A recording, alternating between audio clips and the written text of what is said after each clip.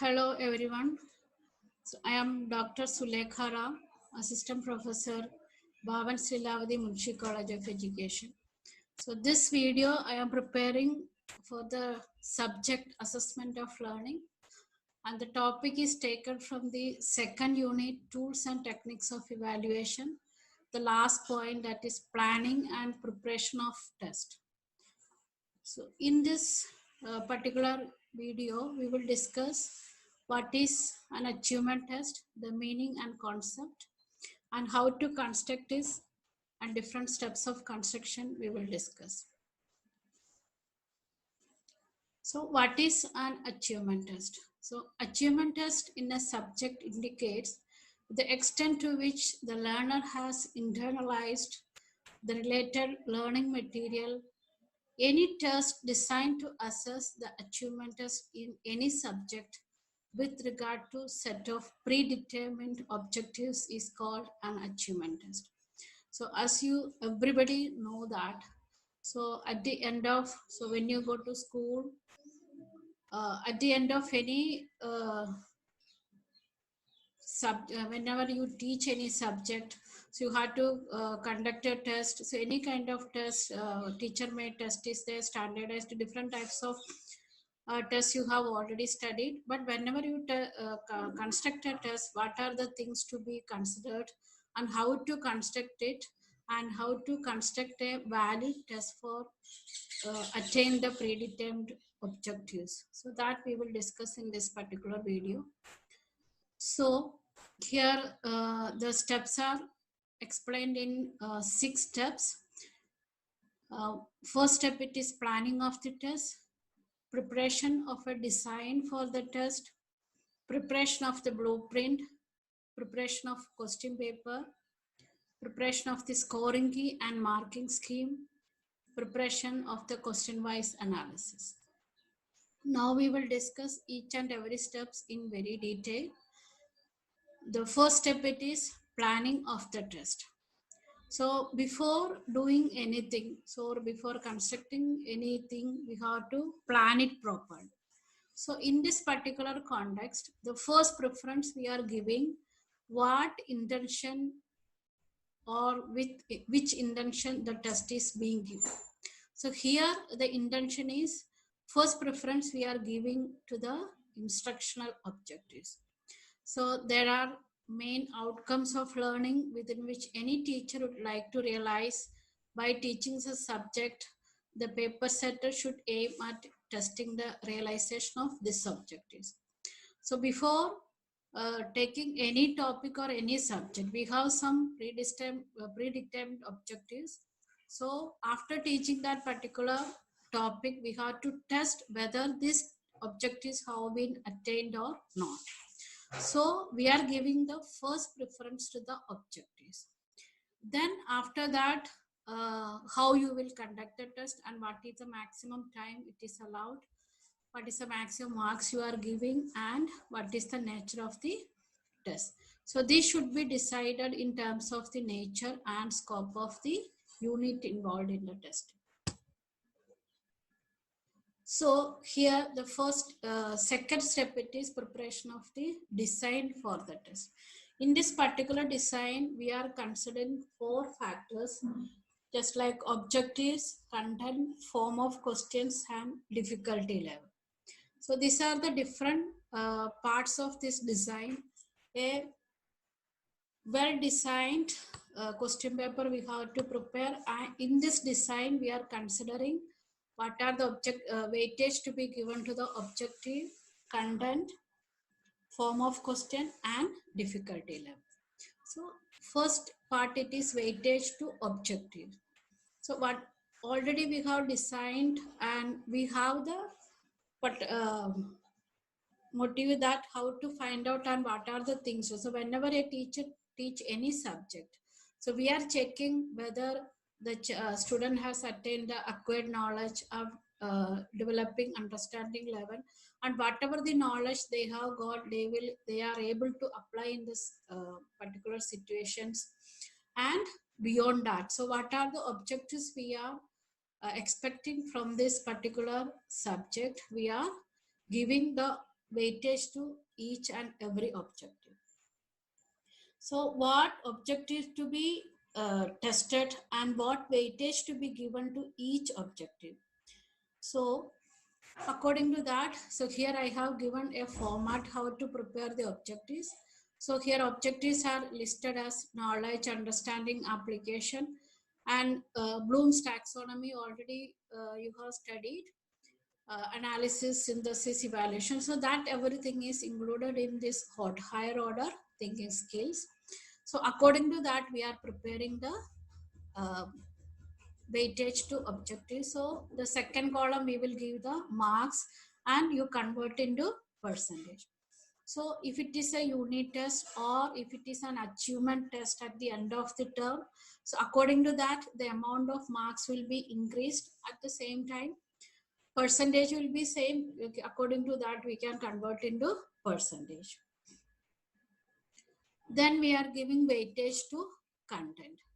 Suppose you are conducting a unit test. So unit can be divided into subunit or subtopics. Suppose you are conducting the test at the end of the term or at the end of the year. So there will be different units. So unit 1, unit 2, that can be written in the unit column and the corresponding marks and percentage. So various aspects of the content to be tested, and question should be from the each unit which cover, and according to the importance of the unit, yeah, according to the number of aspects, yeah, number of concepts to be covered, you can give the weightage. It is up to the teacher how much mark should be given each unit according to the nature of, yeah, according to the objectives and according to the importance of the unit. So unit will be written there and how much marks you are giving, and it will be converted into percentage. Then we will go for form of questions. So forms, items to be included, all the types of forms we are including.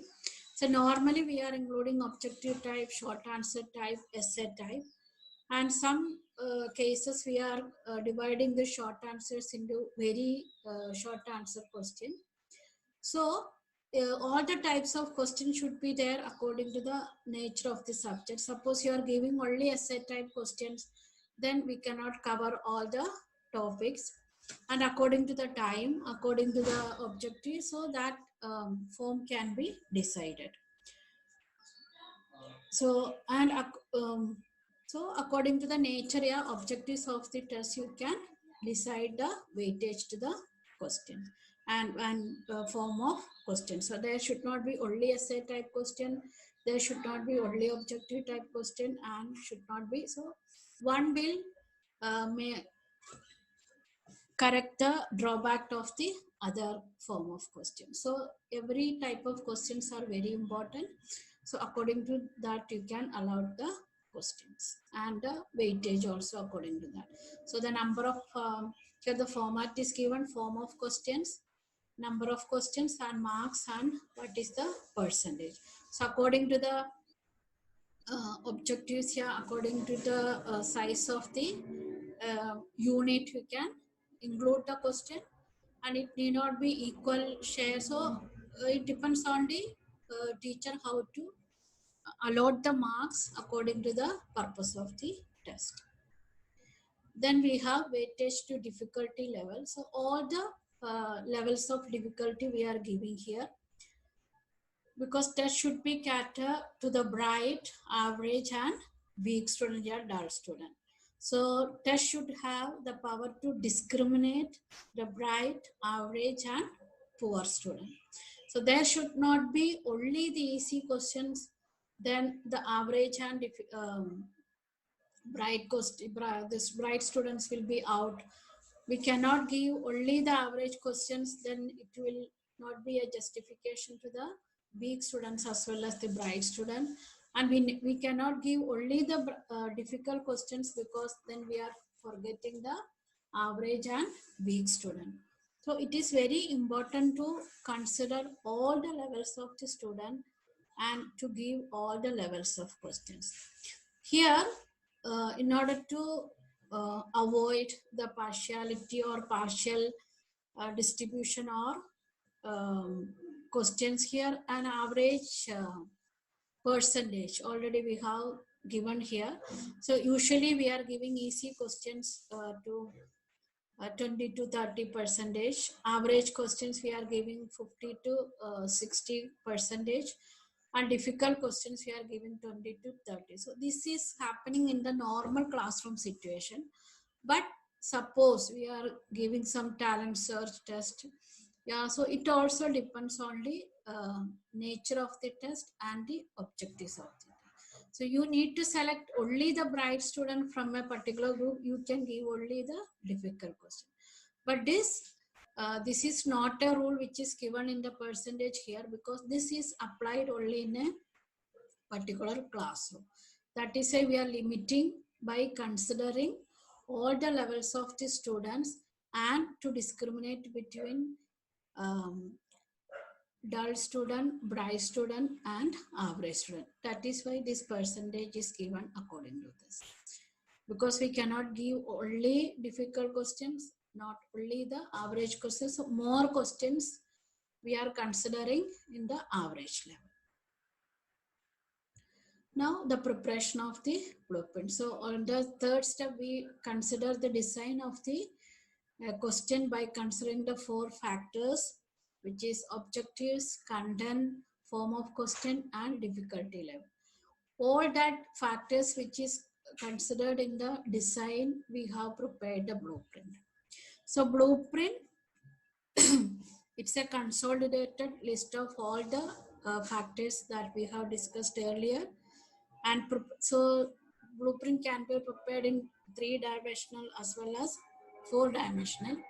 Here I have prepared the form is given for the 4-dimensional by considering objectives, form of questions, difficulty level, and content. Whatever the factors we consider in the design.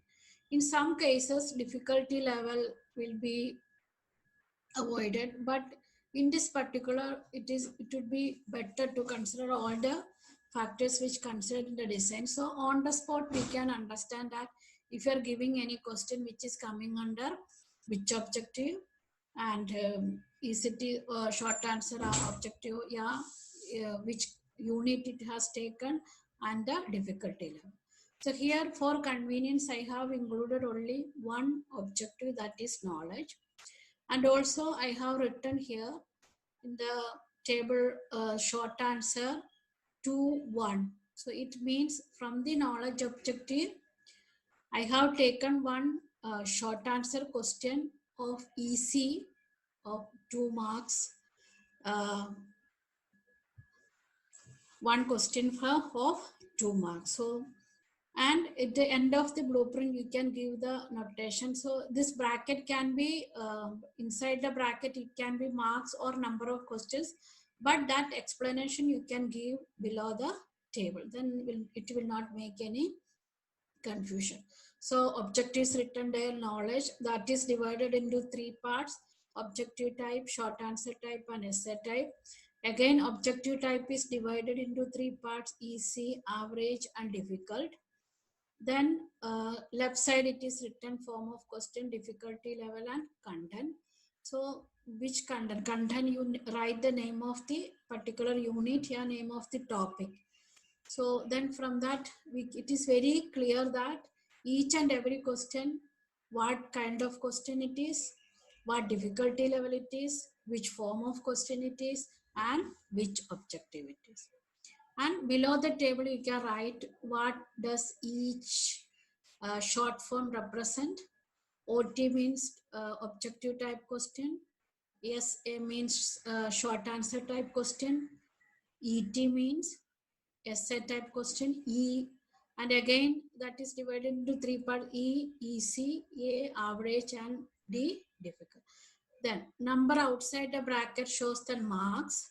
Number inside the bracket show the number of questions. So the previous slide, you can see that inside the bracket the number of questions. So I have taken 2 marks of one question of short answer of easy level from the knowledge objective.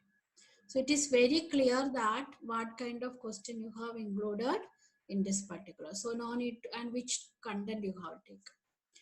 Then the fourth step, it is preparation of the question. So we planned it is how many questions should be taken, how many what are the objectives should be covered, what is the weightage of each and every objective. Everything is we decided.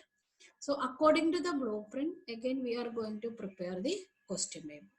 So this is only a tentative format. Usually we prepare in school name, unit test, yeah, first term examination, whatever you are taking, and subject, class, maximum time allotted, maximum marks it is. You can give general instructions just like which is shown in the question paper regarding the marks of the question and each the time limit, everything you can write as a general instruction.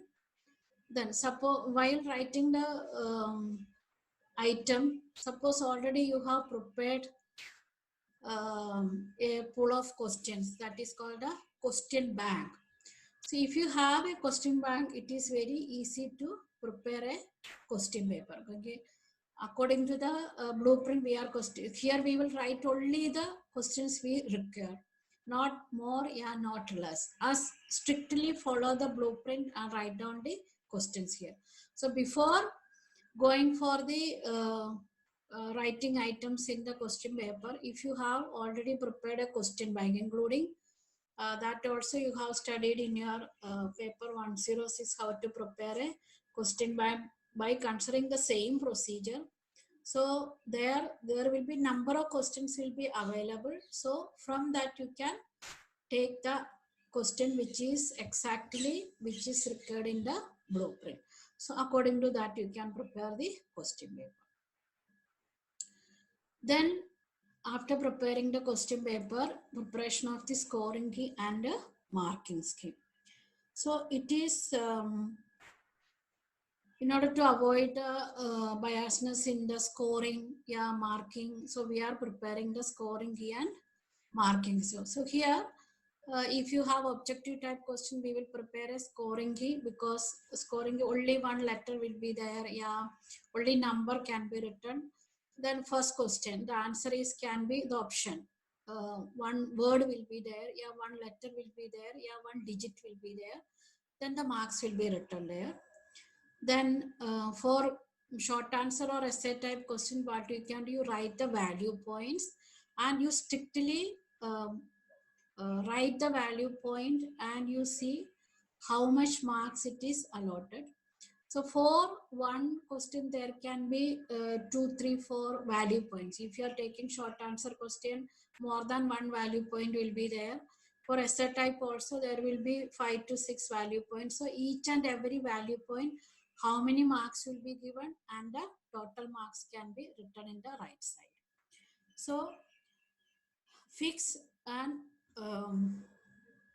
appropriate marks for each value point, so that any teacher check the answer sheet, the marking will be the same and everybody will get the deserved marks. So in order to avoid this type of things, we are preparing the marking scheme. Otherwise, you know, the one teacher, its the point of view will be different from other teacher.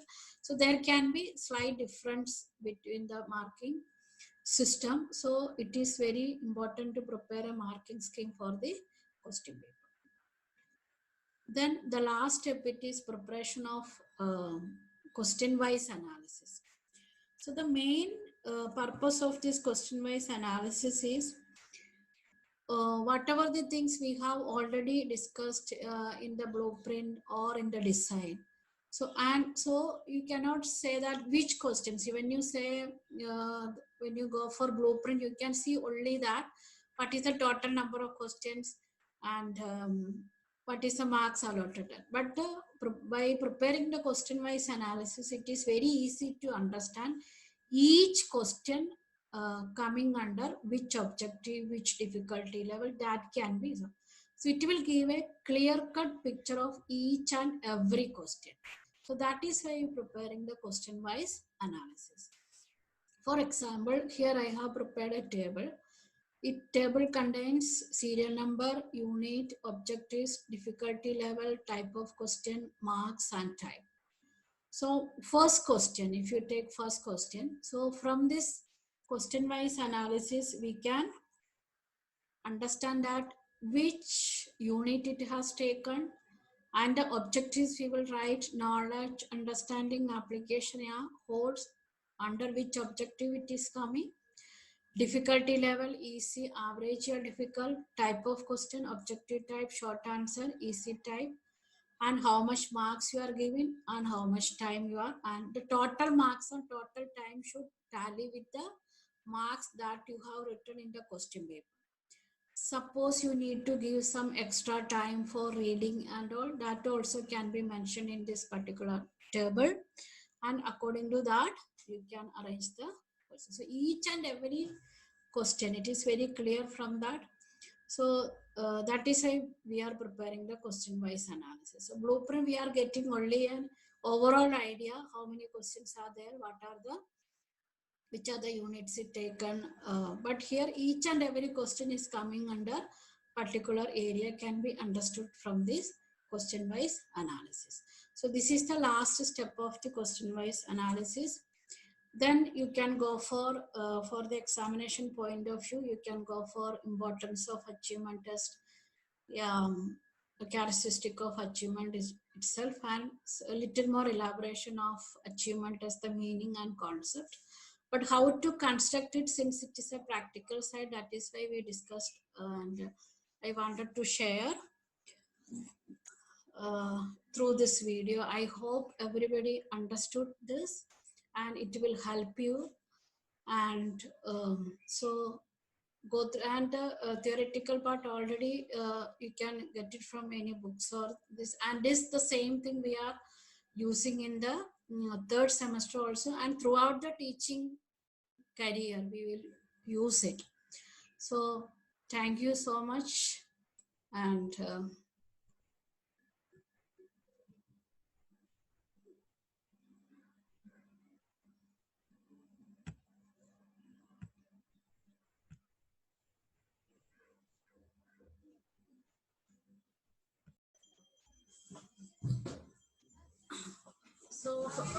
so far we discussed the concept and meaning of achievement test and its construction and different steps of construction and all. Now it is given um, some of the readings and references are given here, and even you go for any pedagogical books, the pedagogy book related to any subject, you will get reading material about it.